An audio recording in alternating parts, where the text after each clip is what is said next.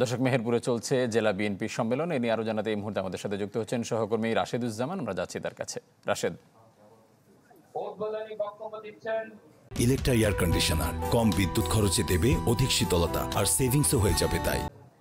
ফারুক, প্রচন্ড গরমের মধ্যে দিয়ে যে বিএনপির যে জেলা কাউন্সিল সেটি কিন্তু কিছুক্ষণ আগে অর্থাৎ 11টার সময় শুরু হয়েছে।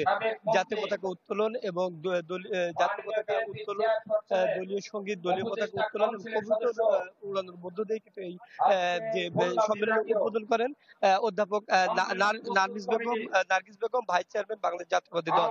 এবং এখানে কিন্তু আরো একজন উপদেষ্টা, যিনি চেয়ারপারসন উপদেষ্টা আমানুল্লাহ আমিন, তিনি এই প্রধান উদ্বোধক হিসেবে এখানে উপস্থিত রয়েছেন।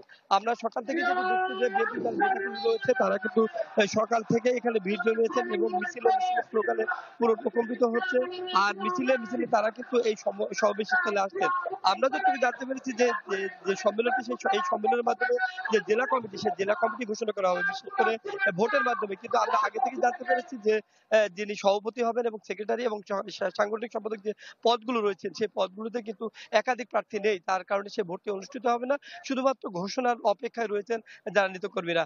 অর্থাৎ এইখানে প্রধান বক্তা এবং যিনি প্রধান উদ্বোধক আছেন, তার বক্তব্যের মধ্য দিয়েই যারা আগামী দিনের জন্য মেহেরপুর জেলা বিএনপি যারা সভাপতি, সাধারণ সম্পাদক এবং সাংগঠনিক সম্পাদক নির্বাচিত হবেন, তাদের নাম ঘোষণা করা হবে। এই মুহূর্তে কিন্তু কিছুক্ষণ আগে যে বিএনপির যে দলীয় সঙ্গীত সেটি পরিবেশন করা হলো। তারপরেই কিন্তু মঞ্চে এখন উদ্বোধক হিসাবে উদ্বোধন করবেন আমানুল্লাহ আমান। আমরা একটু সেটি দেখানোর চেষ্টা করব যে আজকের যে সম্মেলনের যে উদ্বোধক হিসাবে ইতিমধ্যে কিন্তু তিনি মঞ্চে উপস্থিত হয়েছেন এবং উদ্বোধন ঘোষণা করবেন।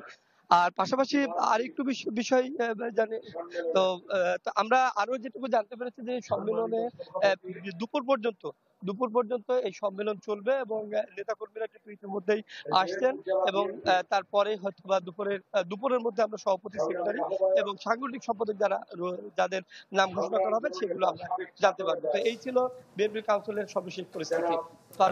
রাশেদ, আপনাকে ধন্যবাদ।